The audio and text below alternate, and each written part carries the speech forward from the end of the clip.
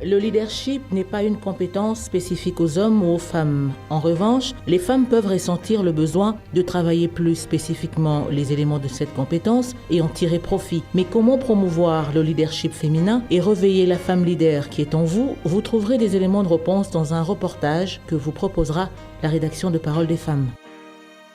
Elles sont inspirantes, passionnées, surtout déterminées à atteindre le sommet, chacune dans son domaine respectif. Vanna Malila, entrepreneure et pionnière du body positive, ainsi que Laetitia Mélodie Ntangu, chanteuse et engagée pour l'émancipation des femmes, se mettent ensemble pour mieux contribuer à l'autonomisation de la femme. Avec elles, nous parlerons du leadership des femmes, qui est une richesse pour l'entreprise. Ce sera dans la rubrique Rencontre. Et pour terminer, nous respecterons notre tradition en ouvrant comme à l'accoutumée le portail de l'actualité de la condition des femmes dans le monde.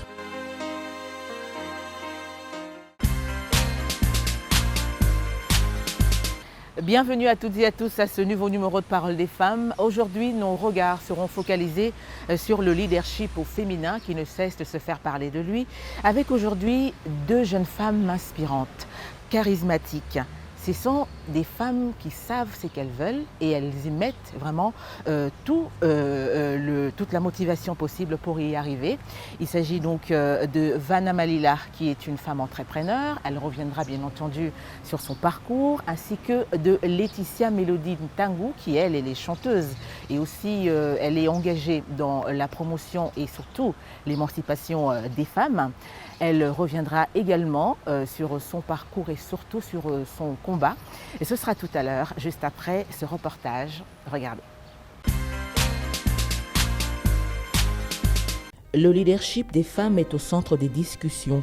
Les femmes leaders d'aujourd'hui sont tenaces et d'horizons divers. Elles se mobilisent derrière le mouvement pour la lutte mondiale contre le changement climatique. Elles réclament la mise en place des protections sociales. Elles mènent de front la lutte contre la crise de Covid-19 et mettent un terme à la discrimination raciale systémique. Partout dans le monde, les femmes leaders améliorent la vie de toutes et tous et offrent l'espoir d'un avenir meilleur. Pourtant, l'égalité est encore loin d'être atteinte et les progrès sur la participation des femmes au processus décisionnel sont trop longs. Trop de gens continuent de croire que les hommes font des leaders naturels meilleurs que les femmes. Trop d'institutions fonctionnent de telle sorte qu'elles avantagent les hommes et favorisent leur leadership. Et le financement des campagnes et des initiatives lancées par les femmes reste dérisoire. Au rythme actuel de progrès, il faudra près de 130 ans pour atteindre l'égalité des sexes aux postes les plus élevés du pouvoir. Diriger selon les principes féministes, c'est redéfinir les concepts de valeur et succès, partager le pouvoir et le crédit du succès, bâtir une communauté et nouer les relations et au final remédier aux causes de la mise en place des structures oppressives et des normes sociales qui entravent le progrès pour tous, y compris les femmes et les filles. Le monde a donc besoin d'un leadership féministe transformateur pour relever le défi sans précédent que connaît notre époque. Le futur est meilleur lorsque les femmes sont présentes à la table de négociation où des décisions sont prises. Dans tous les secteurs, toutes les communautés et toutes les sociétés, les femmes ont des contributions importantes à faire au leadership. De la politique et des entreprises, au sport et au STEM, un leadership diversifié bénéficie à toutes et à tous. Les leaders doivent donc représenter les personnes qu'ils servent afin de mieux comprendre leurs désirs et leurs besoins.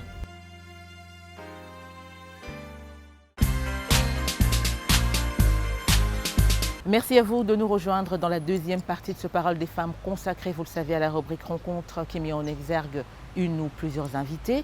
Et comme nous l'avions dit dans le sommaire, aujourd'hui nous avons le plaisir et l'honneur de recevoir sur ce plateau deux jeunes femmes inspirantes. On va rappeler, il s'agit de Vanna Malila qui est une femme entrepreneur, initiatrice entre autres du mouvement Curve ainsi que du mouvement qui bien entendu fait de l'émancipation de la femme son cheval de bataille. Elle nous en parlera elle-même. À ses côtés se trouve Laetitia Mélodie Ntangu qui est une chanteuse également très engagée dans le mouvement associatif justement pour la lutte pour l'émancipation des femmes. Mesdames, bienvenue sur ce plateau de Paroles des femmes. Merci en tout cas d'avoir répondu à notre invitation. On commence bien entendu par vous, Vanna. C'est vrai qu'aujourd'hui, si vous êtes ensemble, c'est beaucoup plus pour parler de cet événement. C'est cette conférence qui aura lieu très prochainement ici à Kinshasa. Ce sera le 20 novembre prochain. C'est bien cela. Et sera focalisé sur le leadership féminin. Raison pour laquelle nous sommes ensemble pour en parler, ainsi motiver toutes les personnes qui nous suivent. Alors, dites-nous, pourquoi faut-il en parler maintenant? Quelle est l'importance de cette conférence? Ok, alors pourquoi maintenant? Alors moi personnellement, si je suis arrivée maintenant, c'est parce que ça vient d'un appel il y a plus ou moins 2 ans, quand j'ai eu un petit peu comme tout le monde le coronavirus. Ah oui. J'ai été hospitalisée et donc j'ai eu cet appel et j'ai eu ce message qui me disait que je devais rentrer chez moi, parler aux miens. Alors il m'a fallu tout un temps de prière et de méditation pour pouvoir comprendre pourquoi je devais rentrer et pour parler de quoi surtout. Et puis ça a pris 2 ans et finalement je suis là, je suis rentrée, donc voilà, c'est l'heure. On est là et puis on va parler leadership au féminin. Ah oui, absolument. C'est vrai que ce concept se fait de plus en plus parler de lui. On en parle un peu partout. On organise des conférences par-ci par-là sur le leadership au féminin. Alors, c'est devenu tendance. Est-ce qu'il y a une raison particulière? Je ne sais pas s'il y a une raison particulière, mais je pense que pour moi, la femme est la maman de l'humanité. Donc c'est important que le leadership soit mené par les femmes. C'est nous qui allons mener les prochaines générations à bien se développer. Et le Congo à se développer. Donc c'est important d'avoir des femmes qui se réalisent, qui savent qui elles sont, qui peuvent aller se réaliser, s'épanouir, afin de pouvoir aussi élever la prochaine génération. Et vous serez partie des intervenantes de cette conférence, parmi les principales intervenantes, vous ainsi que Laetitia, qui prendra la parole tout à l'heure. On ne vous a pas oublié, c'est vrai. Alors, à quoi devons-nous nous attendre par rapport à cette conférence?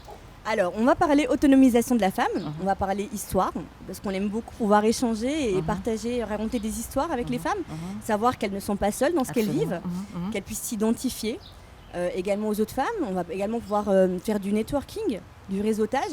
On va également pouvoir s'inspirer, se motiver. Et voilà, puis à mon avis, ça va apporter beaucoup de fruits. Et ce sera donc des purs moments d'échange d'expériences, mais aussi des carnets d'adresses. Mais certaines personnes pensent encore aujourd'hui que les femmes entre elles ne s'entendent pas. Êtes-vous de cet avis? Alors oui, je trouve ça très triste, mais c'est la réalité. Il y a énormément de compétition et je le vois beaucoup. Je le voyais déjà avant, mais je le vois beaucoup ici en arrivant à Kinshasa.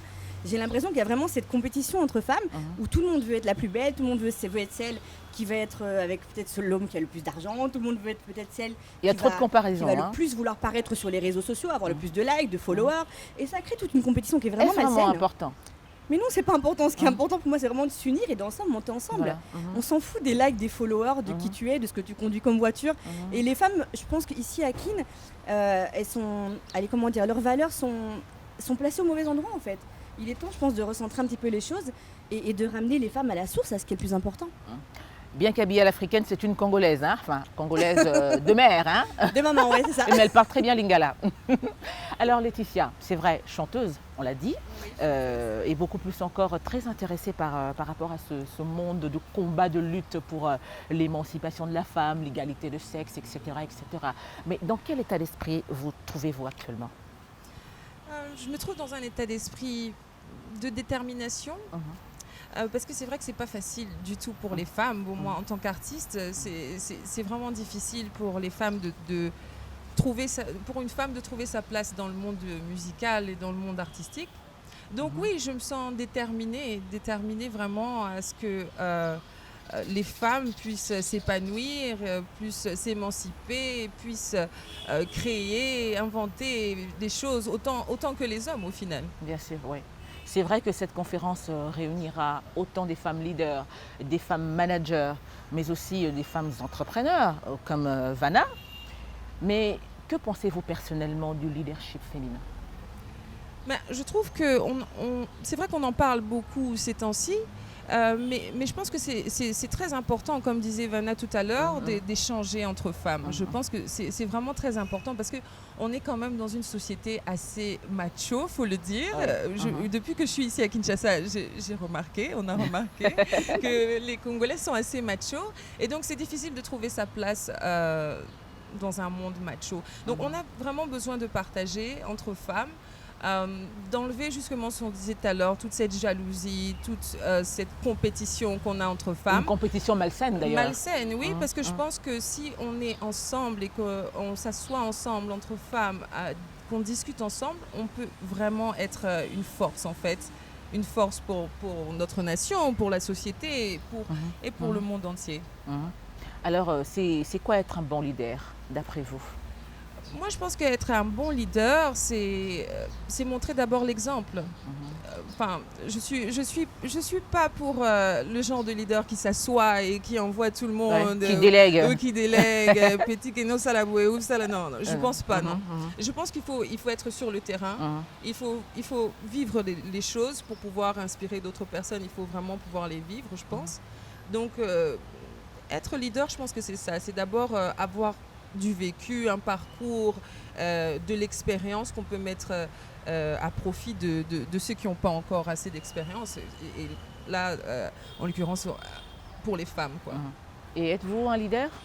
Oui, moi je suis leader. Déjà, je suis chanteuse solo et c'est vrai que c'est pas facile. Il n'y en a pas énormément. Il y en a de plus en plus maintenant. Mais quand on regarde l'histoire de la musique congolaise, les femmes ont toujours été derrière les hommes dans la musique.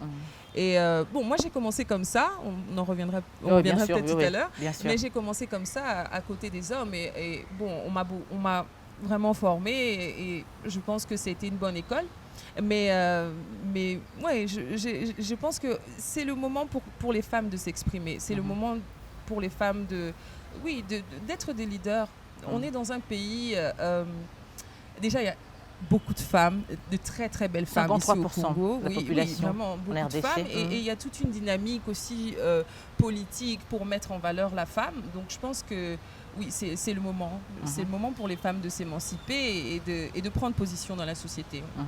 Hier peut-être derrière les hommes par rapport au travail et petit à petit à côté, maintenant c'est disons au même niveau que les hommes. Est-ce que l'engagement en question par rapport à la musique vous a-t-il permis de vous égaler? C'est-à-dire que vous avez dit bon, je me lance un défi, même si certains hommes n'ont pas cru à cela, je vais y mettre du mien et réussir à l'atteindre. Mais en fait, c'est tout à fait ça. C'est tout à fait ça.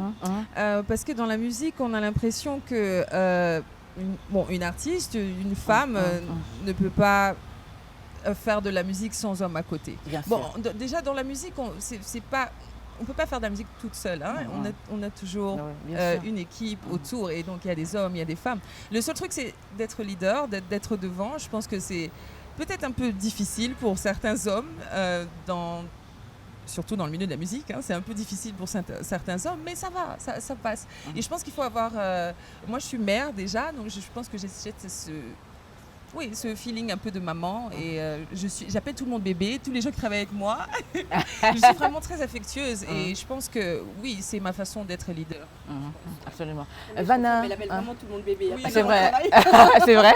Alors Vanna, quelle est votre vision du leadership féminin?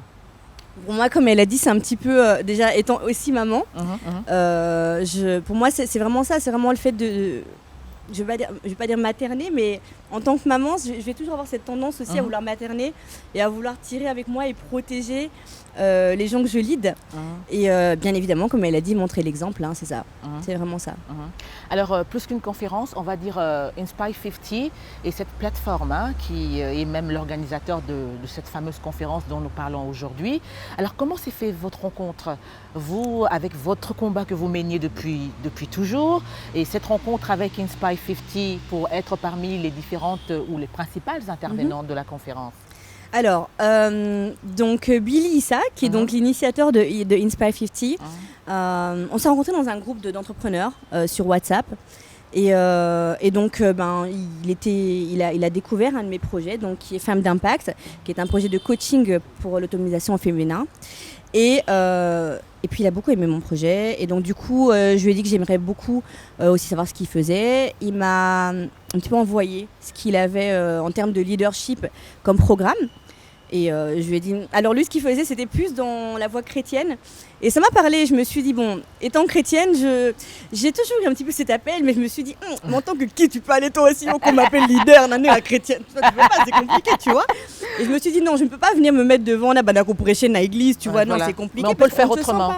Mais on peut le faire autrement, tu vois, petit à petit, on peut commencer à collaborer avec des personnes qui sont chrétiens.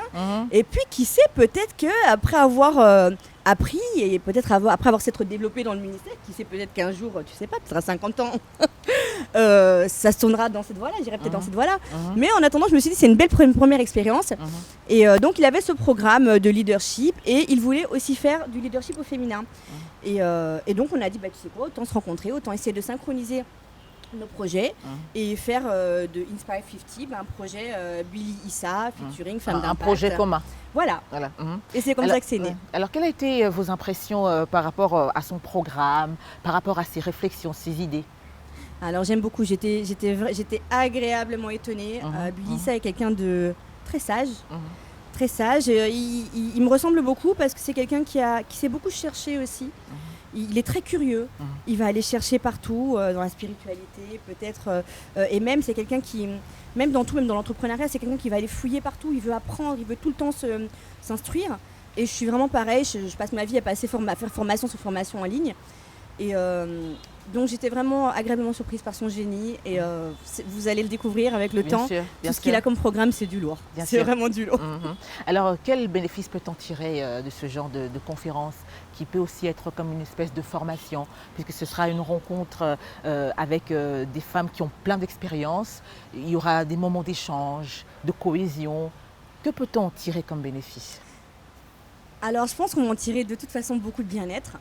Et je pense que les femmes qui vont en ressortir vont sortir de là épanouies, inspirées, fortifiées, parce qu'elles vont avoir droit à rencontrer des femmes auxquelles elles vont pouvoir s'identifier. Exactement. Elles vont entendre des histoires qui, si ce n'est pas des histoires par lesquelles elles sont passées, sont peut-être des histoires qui sont similaires ou qui sont peut-être encore plus prenantes, plus douloureuses, où elles vont se dire, mais au final, waouh, elle a vécu tout ça et elle est là debout, elle est aussi forte. Et moi, je me plains avec ça. Mais si elle peut être aussi forte, mais moi aussi je veux être comme elle, tu vois. Et en gros, c'est un petit peu ça, on veut que les femmes puissent s'identifier et savoir que voilà, il y a des femmes, des fois, on pense parfois que ce qu'on vit, c'est la fin du monde, c'est fini, le toit est tombé sous ta tête, le ciel est tombé sous ta tête. Mais non, des fois, il y a beaucoup pire. Et pouvoir t'identifier, te connecter à des femmes qui ont des histoires des fois plus dures qui ont connu pire, hein, ouais, qui ont connu pire et c'est waouh, tu sors de là et t'es forte. Et puis il y a tout ce côté réseautage, on va pouvoir faire des connaissances, on va pouvoir échanger des contacts après la conférence et puis voilà, je pense qu'il n'y aura que du positif.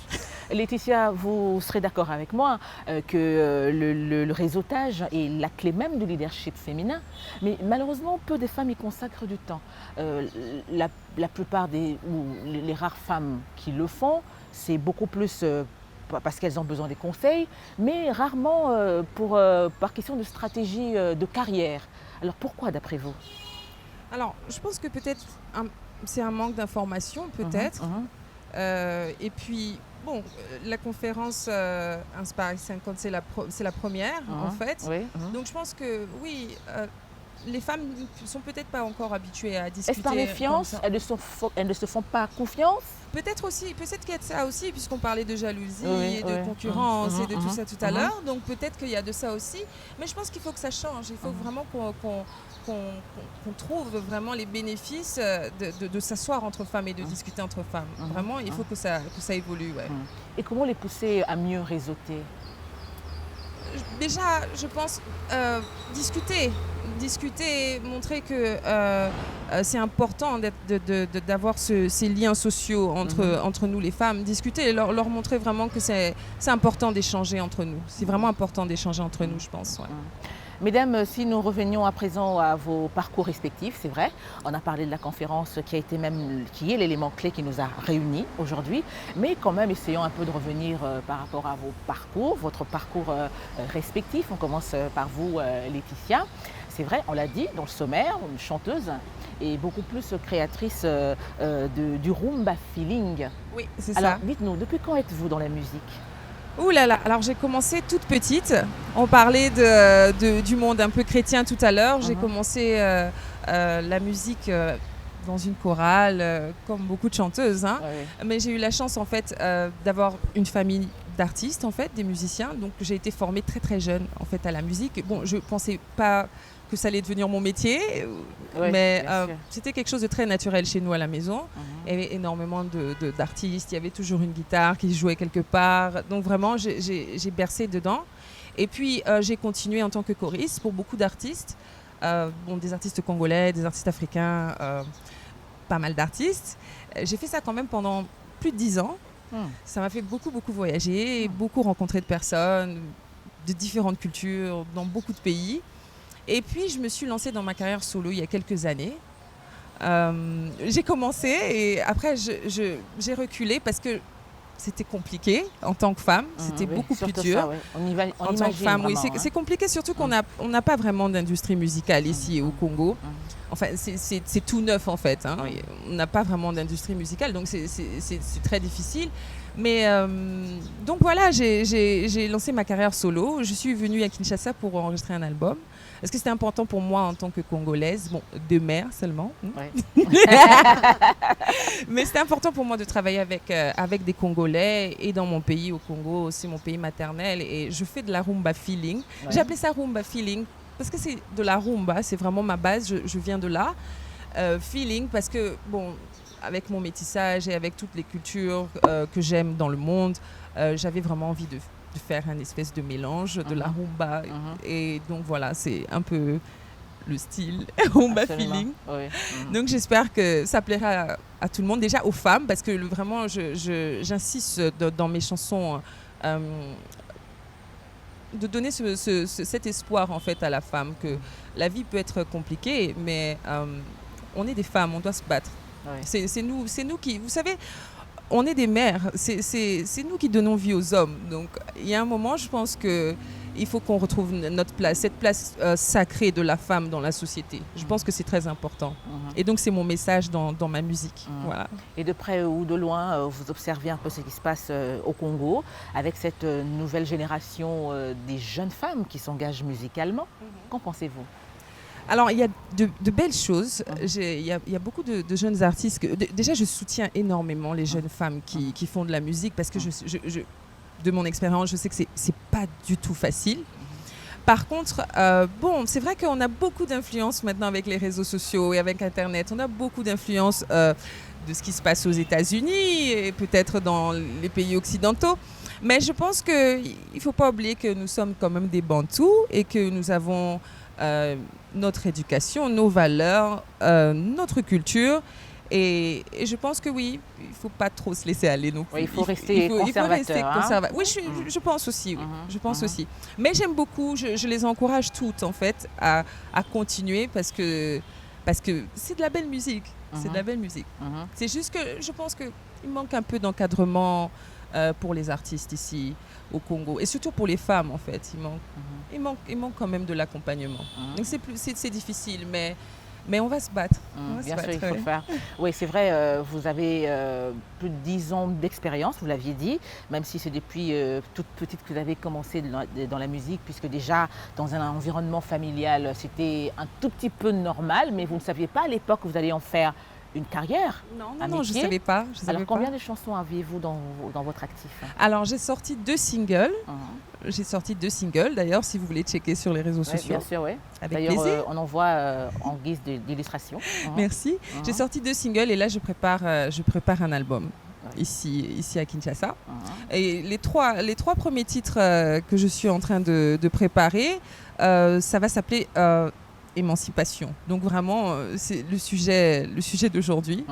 Et oui, donc le message, c'est vraiment trouver à l'intérieur de soi tout ce qu'on a besoin pour exceller dans la vie en tant que femme, en fait. Je pense que, ma mère le dit souvent, Dieu nous a déjà tout donné. On a déjà tout, mais il faut appeler à l'existence, en fait. Donc, vraiment, c'est ça mon message, c'est qu'on a déjà tout. On a tout. Dieu nous a tout donné. C'est juste qu'il faut s'affirmer maintenant. Voilà. C'est le message des 3 chansons qui arrivent. Bien sûr. Alors, Vanna, on vous a un tout petit peu oublié, c'est vrai.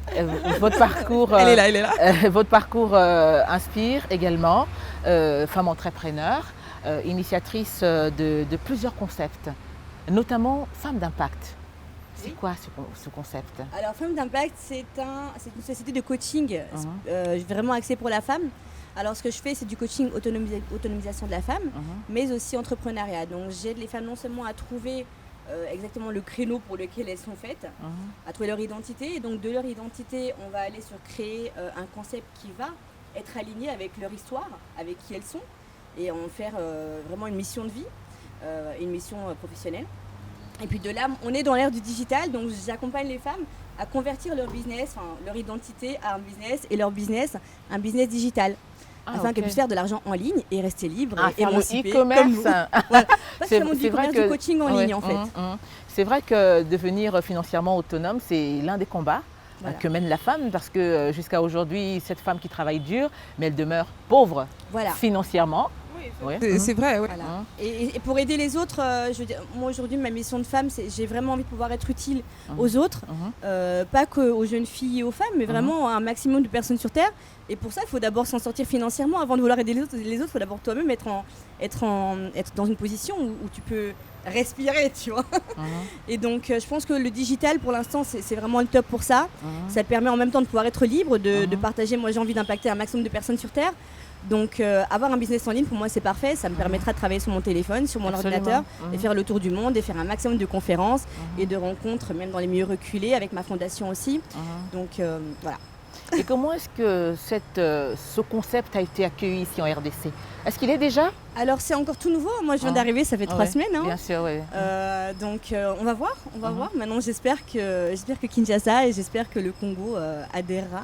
C'est vrai qu'il y a tout plein de projets actuellement aussi, on va dire entre guillemets, grâce justement au coronavirus. Lorsque nous étions en confinement, il n'y avait plus moyen de sortir. Le e-commerce a pris place parce qu'actuellement, il y a des gens qui achètent en ligne. Ce sera une occasion pour vous également d'imposer un peu ce mouvement-là. Voilà.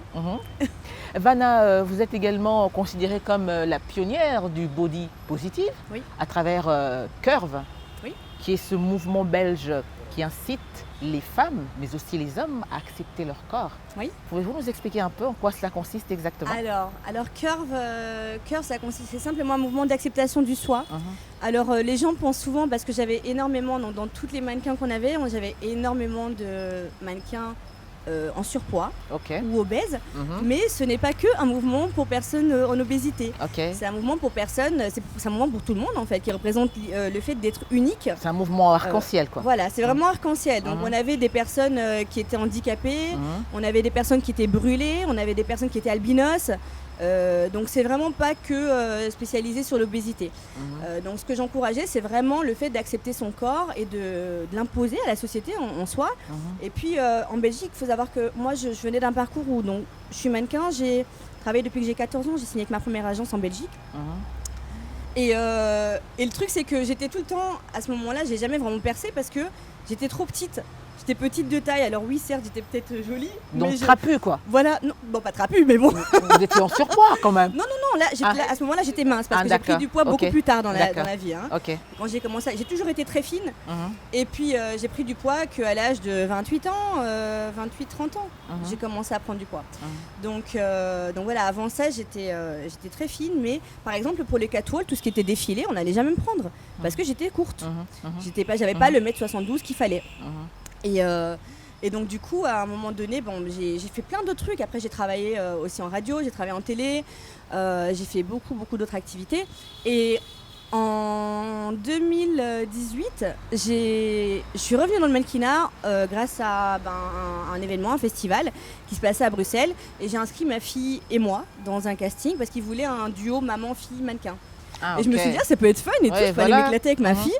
Et puis si on est prise, tant mieux, si on n'est pas prise, je m'en fous, moi je me serais éclatée avec ma fille au casting. Et donc on a passé ce casting, on a été prise pour représenter le duo maman-fille. Et en défilant, j'ai eu ce feeling, je me suis dit, waouh, en fait c'est ma place. Et là j'avais je pense 90 quelque chose kilos déjà. Et j'ai eu l'impression que c'était ma place quand j'étais sur scène. Et c'est comme si j'avais une voix à l'intérieur qui me disait, c'est ta place, tu dois revenir sur scène. Mais je savais pas pourquoi. Ça m'a pris quelques jours de travail interne. Je travaillais beaucoup sur moi dans le silence. Je me suis renfermée. J'ai été chercher des réponses et les réponses c'était qu'il fallait que je revienne pour imposer en fait les grandes tailles, pour imposer dans la société et dans la mode en Belgique, parce qu'à ce moment-là, les grandes tailles n'avaient pas de place en Belgique. Donc moi j'étais déjà dans des agences, mais sur la France et sur l'Allemagne. mais au Congo, en Belgique, je n'avais aucune agence pour me représenter. Et à ce moment-là, j'avais eu une proposition pour aller travailler au Canada. Et je me suis dit, c'est soit je vais au Canada et ma carrière pourrait simplement exploser, parce qu'à ce moment-là, il y avait vraiment un boom au Canada et aux États-Unis, ou bien je reste ici en Belgique et j'impose le truc. Et je me suis dit, bah tu sais quoi, je vais rester en Belgique, je vais faire la guerrière, et j'ai imposé le truc. Alors j'en ai parlé à 2 copines, comme ça, et elles m'ont dit, mais franchement, t'as trop raison, viens, on le fait. Et ces 2 folles comme moi, elles m'ont suivi dans le truc. Et puis on a commencé par 3 folles. Et puis après, on a terminé par, je sais pas, une case plus ou moins, avec quand tu regardes toutes les parades qu'on a faites. Et puis l'agence, parce qu'on avait une plateforme de mannequins aussi. Et toutes les personnes qui ont participé aux campagnes et tout ça, bah après on s'est retrouvés à 800 fous. Wow. Donc c'est pas mal, c'est chouette. 800, voilà. Ça fait beaucoup. Ça fait beaucoup de tarés en fait. Ça fait beaucoup de faux, franchement. Donc, mais c'est pour te dire, des fois t'as peur, tu penses que t'es le seul taré. En fait, vous êtes plusieurs choses que les autres n'osent pas. Alors, et ça rassure. Oser être le premier taré, tu vois. Ça rassure vraiment. Donc c'est comme ça que le mouvement Curve est né.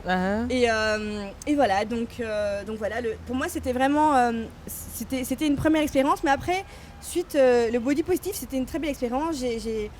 J'étais heureuse, je me sentais vraiment épanouie, pas pour moi-même, mais pour tous les retours que j'avais. Absolument. Toutes les personnes qui reprenaient confiance en elles, qui étaient épanouies, tous ces messages que je recevais par email, les messages d'encouragement, sur les réseaux sociaux, qui vous motivaient. Des gens que tu connais pas, qui t'écrivent tout le temps des messages pour te dire merci pour tout ce que tu fais, parce que tu as changé leur vie. Ça fait chaud au cœur. Et c'est là où je me suis dit, waouh, c'est ça que je veux faire dans ma vie, j'ai envie de changer la vie des gens, tu vois. Exactement. C'est ça ma mission de vie. Et après, je me suis dit, j'ai eu un moment où je parlais tout à l'heure de la période du Covid où j'ai été hospitalisée. Alors là, à ce moment-là, j'ai eu 2 messages. Vous savez, quand on est malade, on se raccroche, on parle beaucoup à Dieu. Hein. Ah oui, absolument. Ah oui, là, on se rapproche vraiment de Dieu. Quand j'ai senti la mort arriver, j'ai dit, faut qu'on discute là, ça a plu. Faut que tu me sauves ici, parce qu'il m'a dit, ok, je vais te sauver, mais à une condition, copine. Ce que tu vas faire déjà de 1, tu es chrétienne. Tu es chrétienne, ok, ton body positivisme, machin, tout ce que tu veux, mais ton corps est le temple de Dieu. Et tu passes ton temps à afficher ton corps en maillot, en bikini, machin, exposer ton corps. Et c'est pas ce qu'il aime. Et là, je me suis dit, t'as raison en vérité, tu vois, mais comment est-ce que je peux faire? Oui, c'est ça. Sors-moi de là d'abord. J'étais prête à arrêter. Et là, je me suis dit, bon, ok, je sors d'ici, j'ai déjà compris qu'il fallait que j'arrête de m'exposer. Et donc là, j'ai décidé du coup d'arrêter tout ce qui était campagne en maillot de bain. J'ai arrêté, je voulais plus de défilés lingerie, je voulais plus rien. Et c'est comme ça que j'ai arrêté aussi le mannequinat. Bêtement comme ça, parce que j'étais vraiment mise en avant, surtout parce que je mettais en avant mes formes. Et dès que tu mets plus en avant tes formes, en fait, t'as plus de contrat. C'est ça, ouais. Après, je me suis dit, bon, je m'en fous parce que c'est plus ce que j'ai envie de promouvoir aujourd'hui. J'ai envie de transformer la vie des gens. Et puis, c'était le prix à payer, quoi. Voilà. Et donc voilà, donc de là, après, j'ai eu beaucoup de travail sur l'identité.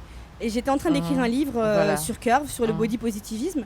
Et mon livre a commencé à se transformer, à changer, parce que j'avais plus envie de mettre en avant spécialement la chair, la chair ou que le corps, parce que je trouve ça vraiment triste de se limiter qu'au corps, parce qu'au-delà du corps, on a une histoire, on a une identité qui nous est propre et qui est tellement plus importante que ce à quoi on ressemble, que notre emballage. Et du coup, aujourd'hui, mon message, c'est vraiment d'accompagner les gens dans leur histoire unique, dans leur identité unique, dans tous ces chapitres sombres qu'on a traversés, mais qu'on n'ose pas dire parce qu'il y a la stigmatisation. Parce qu'il y a les jugements, parce que c'est ça, oui. Aujourd'hui, je veux vraiment mettre en avant l'histoire de tout le monde et leur dire qu'il ne faut pas avoir honte. Tu as eu cette histoire, tu as eu ce passé, tu as eu ces chapitres, mais c'est ça ta force. Ta force, elle est là. Prends-la, c'est ta lumière, c'est ce que Dieu t'a envoyé. Tu vois, c'est voilà. Ah oui, c'est vraiment intéressant ce que vous dites. Alors, quelle leçon de leadership peut-on tirer de ce parcours ô combien brillant? Alors, moi, ce que je dirais, c'est... Ce que moi j'ai appris de la vie, ce que la vie m'a offert, c'est d'apprendre à convertir chacun des chocs de ma vie, chacune des histoires sombres en une force. Et convertir ça non seulement en une force, mais en une opportunité pour pouvoir sauver, libérer et inspirer et guérir les autres. C'est vraiment ça pour moi. C'est un cadeau pour moi. Chaque chose, chaque potentiel souffrance est un cadeau que Dieu m'envoie pour pouvoir guérir quelqu'un demain. Donc j'embrasse tous les coups avec plaisir, je les attends.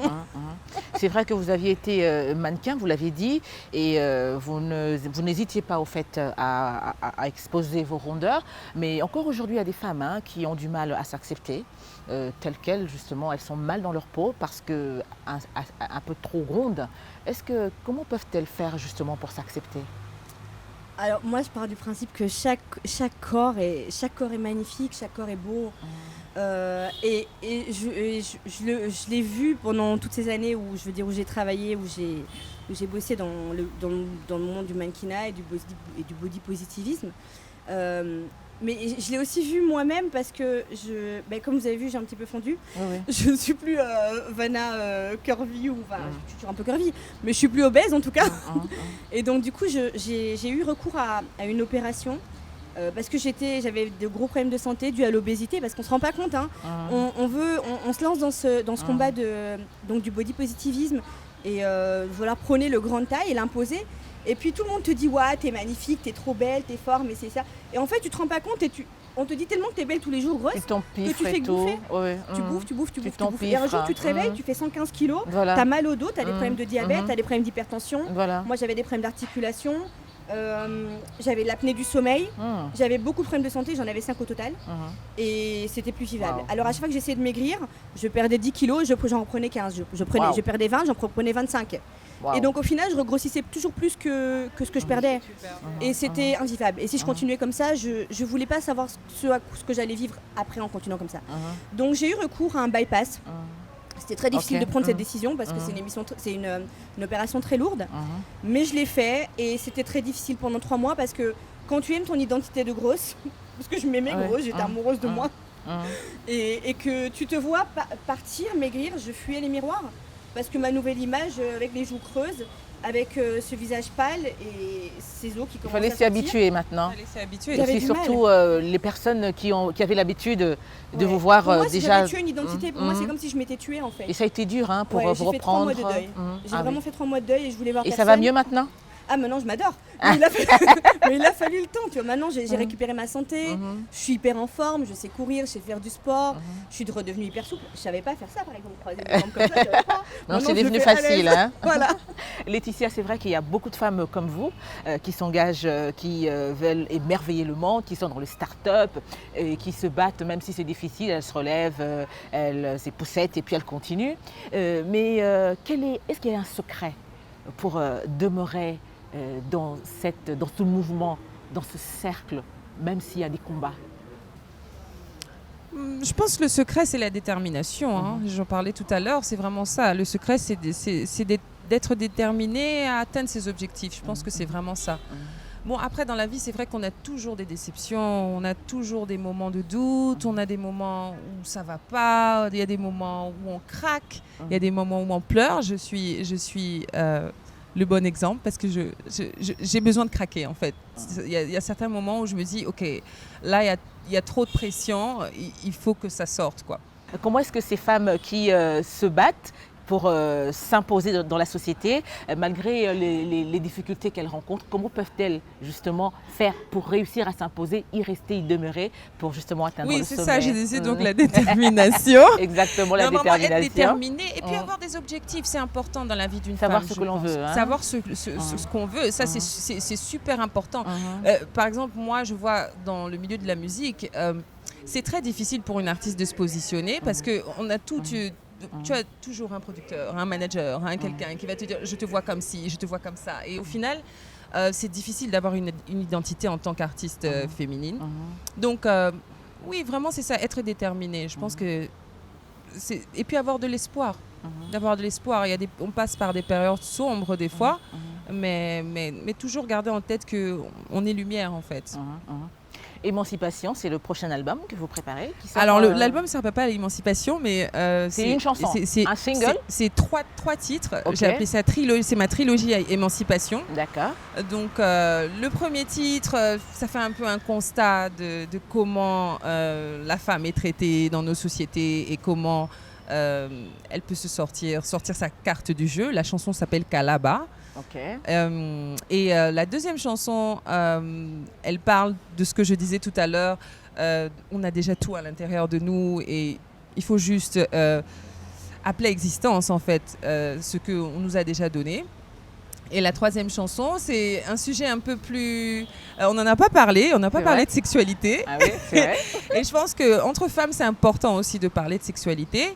Donc la troisième chanson parle, je ne dirais pas le titre tout de suite parce que c'est un peu coquin. Mais ça viendra. Mais je parle, oui, un peu plus de sexualité dans la troisième chanson. Parce que je pense que c'est important entre femmes d'en parler aussi. J'ai parlé de discuter avec quelques femmes ici et j'ai remarqué qu'on avait un problème de parler du plaisir féminin. On parle beaucoup du plaisir masculin. C'est un sujet tabou. C'est un sujet tabou, le plaisir féminin. Oui. Je sais pas, les femmes, je sais pas. Les femmes ont des orgasmes, les femmes jouissent aussi. Et je pense que c'est important d'en discuter entre nous pour savoir quelles sont nos expériences et comment on peut aider les femmes à s'aimer. Vraiment et comme ne elles plus sont. Être frigide. Hein, et ne plus être frigide. C'est ça, c'est un problème de société aussi. Je pense que si nos hommes congolais sont un peu coureurs, on va dire ça comme ça, coureurs. Donc c'est important aussi pour la femme de savoir comment satisfaire son mari ou son partenaire, son homme. Vraiment, c'est important. Donc oui, peut-être qu'on en discutera aussi à la conférence. Bien entendu. Une partie sexualité de la femme. On aura un volet coquin. Voilà, un volet coquin. Donc voilà. Non, mais vraiment, dans la troisième chanson, j'avais envie de lancer ce sujet-là pour qu'on puisse en discuter entre femmes. Donc voilà, j'ai vraiment hâte de partager ça, surtout avec le public congolais, parce que j'ai fait beaucoup de choses dans le monde entier, mais là, je me focalise vraiment sur le Congo. J'ai vraiment envie d'avoir mon public chez moi. Voilà. Puisque vous avez un public qui vous adore, est-ce que vous avez un message particulier à lui donner? Alors, on a beaucoup parlé des femmes, mais j'aimerais dire aux hommes que c'est à eux en fait de nous aider à trouver notre place dans la société, parce que chaque homme vient d'une femme. Donc je pense que de la même façon qu'un homme voit sa mère ou sa sœur, il devrait voir toutes les femmes de la même façon, avoir ce respect. Et je pense qu'il faudrait sacraliser vraiment le corps de la femme, qu'il soit plus... vous savez, on parle beaucoup à l'Est, surtout nous en Occident, on parle énormément de ce qui se passe à l'Est. Les femmes qui sont violées là-bas, c'est devenu une arme de guerre. Et je pense que c'est aux hommes aussi de faire ce travail-là, de sacraliser le corps de la femme pour que on arrête de trouver ça normal que des femmes soient violées, agressées. Je pense que c'est quelque chose qu'il faut soulever avec les hommes. Donc mon message, c'est vraiment ça. C'est que la femme retrouve sa place sacrée dans la société, sa place de femme, de mère, de sœur, d'éducatrice, de femme leader, de mère, quoi. Vraiment ça. Parce que je pense que honnêtement, une mère est déjà la première leader. Ah oui. Est-ce que devoir tenir son foyer et devoir tenir sa maison, et je le vois ici, les femmes congolaises sont des vraies battantes. Elles tiennent leur foyer, parfois sans forcément le mari. Et je pense que oui, il faut encourager toutes ces femmes-là. Vraiment. Voilà, c'est ça le message. Vanna, est-ce que vous avez un message particulier à lancer à toutes ces femmes entrepreneurs surtout, qui sont en train de se battre pour lancer une petite entreprise, mais qui ne savent pas comment faire? Bien évidemment. Alors, non seulement, souvent, elles ne savent pas comment faire, mais souvent, ce qui se passe, c'est qu'elles ne savent même pas ce qui est leur mission de vie. Voilà. Alors moi, ce que j'aimerais leur dire à toutes les femmes qui me regardent, c'est que souvent vous allez chercher trop loin en fait, alors que votre mission de vie se trouve peut-être juste dans votre histoire en fait. Voilà, faut juste éviter d'avoir honte de votre histoire et justement l'apprendre, l'embrasser et en faire une mission de vie qui peut aussi non seulement vous rapporter financièrement, mais aussi pouvoir aider la société, guérir la société ou la faire améliorer, la faire développer, quoi. En tout cas, ça a été un plaisir, en tout cas pour moi, d'avoir eu à discuter avec vous. C'est toujours agréable d'être avec des femmes aussi inspirantes que vous, des véritables moteurs de développement. Et merci en tout cas pour l'engagement que vous avez pris, chacune de son côté. Et on se voit très bientôt pour la conférence. Yes. Et merci de revenir sur ce plateau pour parler d'autres sujets. Avec grand plaisir. Mesdames, Messieurs, nous allons, avant de mettre un terme à l'émission de ce soir, vous proposer la rubrique Clin d'œil. Regardez.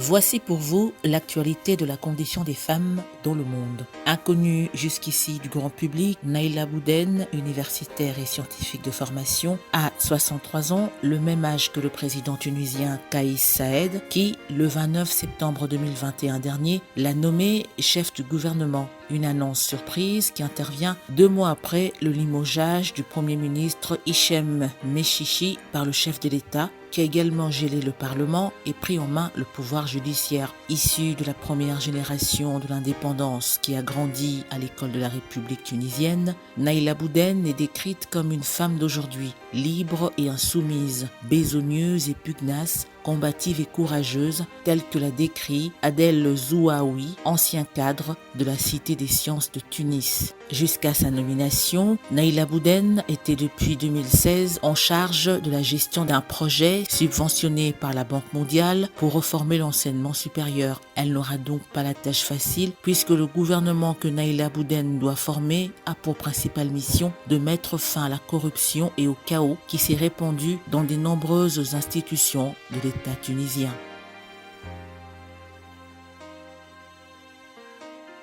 Après le passage à une centaine d'écoles de la République démocratique du Congo en général et de la capitale Kinshasa en particulier, la coordonnatrice de l'ONG WIFE, l'honorable Christelle Vouanga, a animé des conférences sur le nouveau leadership féminin. Après la réussite tous azimuts de la première édition du Parlement Rose, qui est une tribune réservée aux femmes de différents horizons, qui prennent parole et qui discutent sur des questions les concernant, l'ONG WIFE, en collaboration avec la commission permanente de genre, famille et enfants de l'Assemblée nationale, organise une journée de réflexion et de motivation à l'intention des nouvelles diplômées de la capitale Kinshasa. Ce 20 octobre 2021, dans la salle des spectacles du Palais du Peuple, vous aviez obtenu votre diplôme cette année, eh bien, ce rendez-vous vous concerne. Le dimanche 3 octobre 2021 dernier, la jeune danseuse et influenceuse belge d'origine congolaise, Jenny Bosengue, a publié sur son compte Instagram une photo montrant les conséquences des violences que son ex-fiancé lui aurait infligées. Aujourd'hui âgée de 27 ans, Jenny Bosengue s'est fait connaître en 2019 grâce à la vidéo de sa chorégraphie de la chanson congolaise La Katangaise, réalisée avec la jeune belge Anaé qui avait alors que 9 ans. Un buzz quasi planétaire qui l'a propulsée la même année sur le plateau de la célèbre animatrice américaine Hélène DeGeneres. La jeune danseuse, chorégraphe et influenceuse bruxelloise Jennifer Mboyo Bosengue, plus connue sous son nom d'artiste Jenny Bosengue ou encore Jenny BSG, a posté sur son compte Instagram une photo de son visage tuméfié avec un œil bien mal en point. Dans un long message qui accompagne cette photo, la jeune femme affirme avoir été battue par son ex-fiancé dont elle serait séparée depuis peu. « Je n'ai plus peur de parler », a-t-elle écrit. Ce sera tout pour l'actualité de la condition des femmes dans le monde.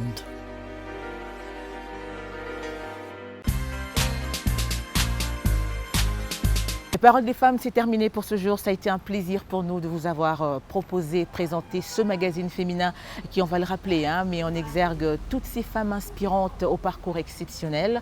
Le rendez-vous est pris pour la semaine prochaine.